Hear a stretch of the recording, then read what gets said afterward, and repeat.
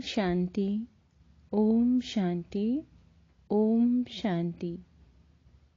आज है 9 दिसंबर 2020, शिव बाबा की साकार मुरली।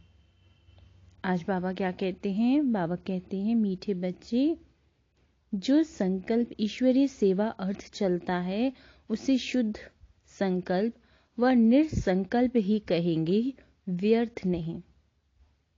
प्रश्न: विकर्म से बचने के लिए कौन सी फर्ज अदाई पालन करते भी अनासक्त रहो? उत्तर: मित्र संबंधियों की सर्विस भले करो, लेकिन अलौकिक ईश्वरीय दृष्टि रख करके करो। उनमें मोह की रग नहीं जानी चाहिए। अगर किसी विकारी संबंध से संकल्प भी चलता है तो वह विकर्म बन जाता है। इसलिए अनासक्त होकर फर्ज अदायगी पालन करो। जितना हो सके देही अभिमानी रहने का पुरुषार्थ करो। ओम शांति। आज तुम बच्चों को संकल्प विकल्प, निरसंकल्प अथवा कर्म, अकर्म और विकर्म पर समझाया जाता है। जब तक तुम यहाँ हो तब तक तुम्हारे संकल्प जरूर चलेंगे।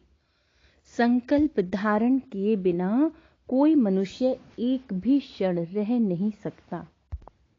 अब यह संकल्प यहाँ भी चलेंगे, सतयुग में भी चलेंगे और अज्ञान काल में भी चलते हैं। परंतु ज्ञान में आने से संकल्प नहीं, क्योंकि तुम परमात्मा की सेवा अर्थ निमित्त बने हो। तो जो यज्ञ अर्थ संकल्प चलता वह संकल्प नहीं, वह निरसंकल्प ही है। बाकी जो फालतू संकल्प चलते हैं, अर्थात कलयुगी संसार, कलयुगी मित्र संबंधियों के प्रति चलते हैं, वह विकल्प कहे जाते हैं, जिससे ही विकर्म बनते हैं और विकर्म से दुख प्राप्त होता है। बाकी जो यज्ञ प्रति या ईश्वरीय प्रति संकल्प चलता है, वह गोया निरसंकल्प हो गया। शुद्ध संकल्प सर्विस प्रति भले चलें। देखो, बाबा यहाँ बैठा है, तुम बच्चों को संभालने अर्थ, उसकी सर्विस करने अर्थ माँ बाप का संकल्प जरूर चलता है, परंतु यह संकल्प नहीं, इससे विकर्म नहीं बनता है। परंतु यदि किसी का विकारी संबंध प्रति संकल्प चलता है तो उनका विकर्म अवश्य ही बनता है। बाबा तुम बच्चों को कहते हैं कि मित्र संबंधियों की सर्विस भले करो, परंतु अलौकिक ईश्वरीय दृष्टि से। वह मोह की रग नहीं आनी चाहिए। अनासक्त होकर अपने फर्ज अदाई पालन करनी चाहिए। परंतु जो कोई यहाँ होते हुए, कर्म संबंध में होते हुए उनको नहीं काट सकते, तो भी उनको परमात्मा को नहीं छोड़ना चाहिए। हाथ पकड़ा होगा तो कुछ न कुछ पद प्राप्त कर लेंगे। बाबा कहते हैं, अब यह तो हर एक को अपने को जानते हैं कि मेरे में कौन सा विकार है। अगर किसी में एक भी विकार है तो वह देह अभिमानी जरूर ठहरा। जिसमें विकार नहीं वह ठहरा देही अभिमानी। किसी में कोई भी विकार है तो वो सजाएं जरूर खाएंगे, और जो विकारों से रहित हैं वे सजाओं से मुक्त हो जाएंगे। जैसे देखो, कोई बच्चे हैं जिनमें न काम है, न क्रोध है, न लोभ है, न मोह है। वो सर्विस बहुत अच्छी कर सकते हैं। अब उन्हों की बहुत ज्ञान विज्ञान में अवस्था है, वह तो तुम सब भी वोट देंगे। बाबा कहते हैं, वह तो तुम सब भी वोट देंगे। अब यह तो जैसे मैं जानता हूं वैसे तुम बच्चे भी जानते हो। अच्छे को सब अच्छा कहेंगे, जिसमें कुछ खामी होगी उनको सभी वही वोट देंगे। अब यह निश्चय करना, जिनमें कोई विकार है वो सर्विस नहीं कर सकते। जो विकार प्रूव हैं वो सर्विस कर औरों को आप समान बना सकेंगे। इसलिए विकारों पर पूर्ण जीत चाहिए, विकल्प पर पूर्ण जीत चाहिए। ईश्वर अर्थ संकल्प को निरसंकल्प रखा जाएगा। वास्तव में निसंकल्पता उसी को कहा जाता है जो संकल्प चले ही नहीं। निसंकल्पता उसी को कहा जाता है जो संकल्प चले ही नहीं, दुख सुख से न्यारा हो जाए। बाबा कहते हैं वह तो अंत में जब तुम हिसाब किताब चुकतू कर चले जाते हो, वहां दुख सुख से न्यारी अवस्था में, तब कोई संकल्प नहीं चलता। उस समय कर्म अकर्म दोनों से परे अकर्म अवस्था में रहते हो। यहां तुम्हारा संकल्प जरूर चलेगा, क्योंकि तुम सारी दुनिया को शुद्ध बनाने अर्थ निमित्त बने हुए हो, तो उसके लिए तुम्हारे शुद्ध संकल्प जरूर चलेंगे। बाबा कहते हैं सतयुग में शुद्ध संकल्प चलने के कारण संकल्प नहीं, कर्म करते भी कर्म बंधन नहीं बनता। समझा? अब कर्म अकर्म और विकर्म की गति तो परमात्मा ही समझा सकता है। वही विकर्म से छुड़ाने वाला है, जो इस संगम पर तुमको पढ़ा रहे हैं। इसलिए बच्चे अपने ऊपर बहुत ही सावधानी रखो, अपने हिसाब किताब को भी देखते रहो। तुम यहाँ आए हो हिसाब किताब चुकतू करनी, ऐसे तो नहीं यहाँ आकर भी हिसाब किताब बनाते जाओ तो सजा खानी पड़े। यह गर्भ जेल की सजा कोई कम नहीं है। इस कारण बहुत ही पुरुषार्थ करना है। यह मंजिल बहुत भारी है, इसलिए सावधानी से चलना चाहिए। विकल्पों के ऊपर जीत पानी है जरूर। अब कितने तक तुमने विकल्पों पर जीत पाई है? बाबा कहते हैं अब कितने विकल्पों तक तुमने जीत पाई है, कितने तक इस निसंकल्प अर्थात दुख सुख से न्यारी अवस्था में रहते हो, यह तुम अपने को जानते रहो। जो खुद को नहीं समझ सकते वह मम्मा बाबा से पूछ सकते हैं, क्योंकि तुम तो उनके वारिस हो, तो वह बता सकते हैं। निसंकल्प अवस्था में रहने से तुम अपने तो क्या किसी भी विकारी के विकर्मों को दबा सकते हो। कोई भी कामी पुरुष तुम्हारे सामने आएगा तो उसका विकारी संकल्प नहीं चलेगा। जैसे कोई देवताओं के पास जाता है तो उनके सामने वह शांत हो जाता है, वैसे तुम भी गुप्त रूप में देवताएं हो। तुम्हारे आगे भी किसी का विकारी संकल्प नहीं चल सकता। परंतु ऐसे बहुत कामी पुरुष हैं जिनका कुछ संकल्प अगर चलेगा तो भी वार नहीं कर सकेगा, अगर तुम योग युक्त होकर खड़े रहोगे तो। देखो बच्चे, तुम यहाँ आए हो परमात्मा को विकारों की आहुति देने, परंतु कोई ने अभी कायदे से आहुति नहीं दी है। उन्हों का योग परम पिता से जुटा हुआ नहीं है।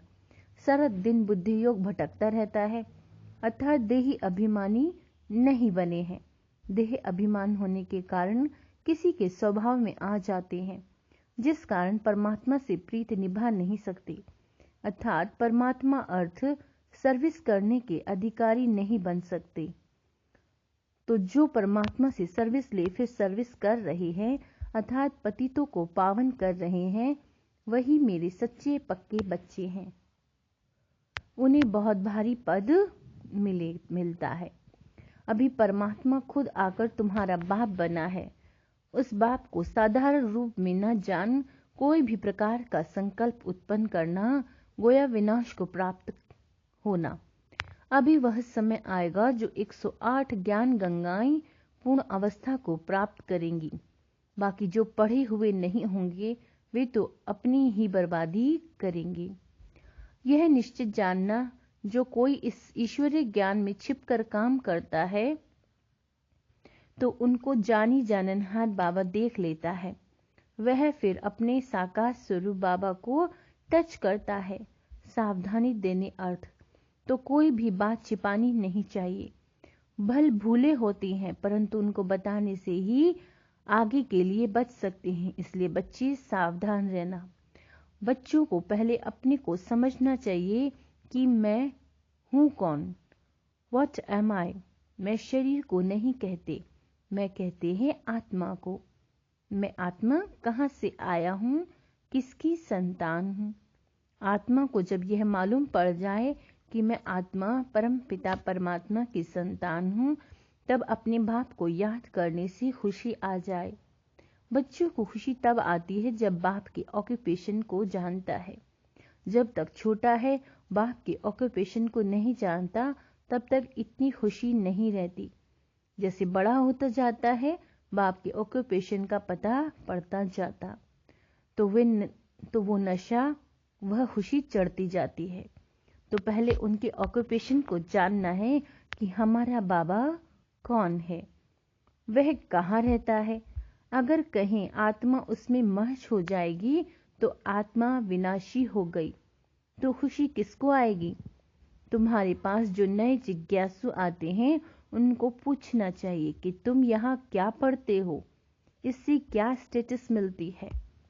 उस कॉलेज में तो पढ़ने वाले बताते हैं कि हम डॉक्टर बन रहे हैं, इंजीनियर बन रहे हैं, तो उन पर विश्वास करेंगे ना कि यह बरोबर पढ़ रहे हैं। यहाँ भी स्टूडेंट बताते हैं कि यह दुख की दुनिया, जिसको नर्क हेल अथवा डेविल वर्ल्ड कहते हैं, उनके अगेंस्ट है। हेवन अथवा डीटी वर्ल्ड, जिसको स्वर्ग कहते हैं, वह तो सभी जानते हैं, समझ भी सकते हैं कि यह वह स्वर्ग नहीं है, यह नर्क है अथवा दुख की दुनिया है, पाप आत्माओं की दुनिया। तब तो उसको पुकारते हैं कि हमको पुण्य की दुनिया में ले चलो। बाबा कहते हैं, तो यह बच्चे जो पढ़ रहे हैं वह जानते हैं कि हमको बाबा उस पुण्य की दुनिया में ले चल रहे हैं। तो जो नए स्टूडेंट आते हैं, उनको बच्चों से पूछना चाहिए, बच्चों से पढ़ना चाहिए। वह अपने टीचर का अथवा बाप का ऑक्यूपेशन बता सकते हैं। बाप थोड़े ही अपनी सराहना खुद कर बैठेंगे। टीचर अपनी महिमा खुद सुनाएगा क्या? वह तो स्टूडेंट सुनाएंगे कि यह ऐसा टीचर है। तब कहेंगे स्टूडेंट शोज मास्टर। तुम बच्चे जो इतना कोर्स पढ़कर आए हो, तुम्हारा काम है नयों को बैठ समझाना। बाबा कहते हैं, बाकी टीचर जो BA MA पढ़ा रहे हैं, वह बैठ नए स्टूडेंट को ABC सिखलाएंगे क्या? कोई स्टूडेंट अच्छे होशियार होते हैं, वह दूसरों को भी पढ़ाते हैं। उसमें माता गुरु तो मशहूर है। यह है DT धर्म की पहली माता, जिसको जगदम्बा कहते हैं। माता की बहुत महिमा है। बंगाल में काली, दुर्गा, सरस्वती और लक्ष्मी, इन 4 देवियों की बहुत पूजा करते हैं। अब उन 4 की ऑक्यूपेशन तो मालूम होना चाहिए। जैसे लक्ष्मी है तो वह है गॉडेस ऑफ वेल्थ, वह तो यहाँ ही राज्य करके गई है। बाकी काली, दुर्गा, ये तो सब इन पर नाम पड़े हैं। अगर 4 माताएं हैं तो उनके 4 पति भी होने चाहिए। अब लक्ष्मी का तो नारायण पति प्रसिद्ध है। काली का पति कौन है? शंकर। लेकिन शंकर को तो पार्वती का पति बताते हैं। पार्वती कोई काली नहीं है। बहुत हैं जो काली को पूछते हैं, माता को याद करते हैं, लेकिन पिता का पता नहीं। काली का या तो पति होना चाहिए या पिता होना चाहिए, लेकिन यह कोई को पता नहीं है। तुमको समझना है कि दुनिया यह एक ही है, जो कोई समय दुख की दुनिया अथवा दोजख बन जाती है, वही फिर सतयुग में बहिष्त अथवा स्वर्ग बन जाती है। लक्ष्मी नारायण भी इन ही सृष्टि पर सतयुग के समय राज्य करते थे। बाकी सूक्ष्म में तो कोई बैकुंठ है नहीं, जहाँ सूक्ष्म लक्ष्मी नारायण है। उनके चित्र यहाँ ही हैं, तो जरूर यहाँ ही राज्य करके गए हैं। खेल सारा इस कॉर्पोरियल वर्ल्ड में चलता है। हिस्ट्री ज्योग्राफी इस कॉर्पोरियल वर्ल्ड की है। सूक्ष्म वतन की कोई हिस्ट्री ज्योग्राफी होती नहीं। लेकिन सभी बातों को छोड़ तुमको नए जिज्ञासु को पहले अल्प सिखलाना है, फिर बेस समझाना है। अल्प है गॉड, वह सुप्रीम सोल है। जब तक यह पूरा समझा नहीं, तब तक परम पिता के लिए वह लव नहीं जागता, वह खुशी नहीं आती। क्योंकि पहले जब बाप को जाने, तब उनकी ऑक्यूपेशन को भी जान खुशी में आवे। तो खुशी है इस पहली बात को समझने में। गॉड तो एवर हैप्पी है, आनंद स्वरूप है। उनके हम बच्चे हैं तो क्यों न हम वह खुशी आनी चाहिए। बाबा कहते हैं वह गुदगुदी क्यों नहीं होती। I am son of God, I am ever happy master God. यह खुशी नहीं आती तो सिद्ध है अपने को सन बच्चा नहीं समझते। God is ever happy but I am not happy, क्योंकि फादर को नहीं जानते। बात तो सहज है। कोई को यह ज्ञान सुनने के बदले शांति अच्छी लगती है, क्योंकि बहुत है जो ज्ञान उठा भी नहीं सकेंगे। इतना समय कहाँ है। बस इस अल्फ को जानकर साइलेंस में रहीं तो वह भी अच्छा है। जैसे सन्यासी भी पहाड़ों के कंदराओं में जाकर परमात्मा की याद में बैठते हैं, वैसे परम पिता परमात्मा की उस सुप्रीम लाइट की याद में रहें तो भी अच्छा है। उसकी याद से सन्यासी भी निर्विकारी बन सकते हैं, परंतु घर बैठे तो याद कर नहीं सकते। वहां तो बाल बच्चों में मोह जाता है रहेगा, इसलिए तो सन्यास करते हैं, होली बन जाते हैं, तो उसमें सुख तो है ना। सन्यासी सबसे अच्छे हैं। आदि देव भी सन्यासी बना है ना। यह सामने उनका मंदिर खड़ा है जहां तपस्या कर रहे हैं। गीता में भी कहते हैं देह के सभी धर्मों का सन्यास करो। वह सन्यास कर जाते तो महात्मा बन जाते। गृहस्थी को महात्मा कहना तो बेकायदे है। तुमको तो परमात्मा ने आकर सन्यास कराया है। सन्यास करते ही है सुख के लिए। महात्मा कभी दुखी नहीं होते। राजाएं भी सन्यास करते हैं तो ताज आदि फेंक देते हैं। जैसे गोपीचंद ने सन्यास किया तो जरूर इसमें सुख है।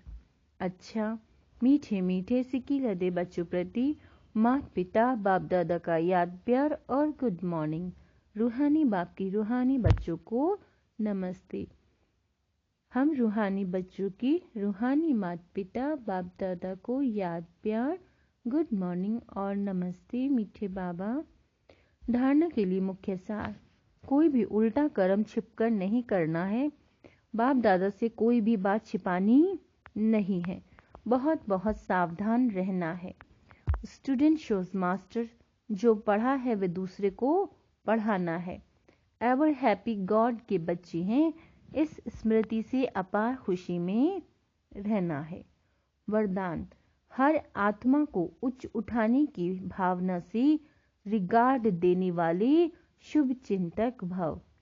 हर आत्मा के प्रति श्रेष्ठ भावना अर्थात उच्च उठाने की व आगे बढ़ाने की भावना रखना अर्थात शुभ चिंतक बनना।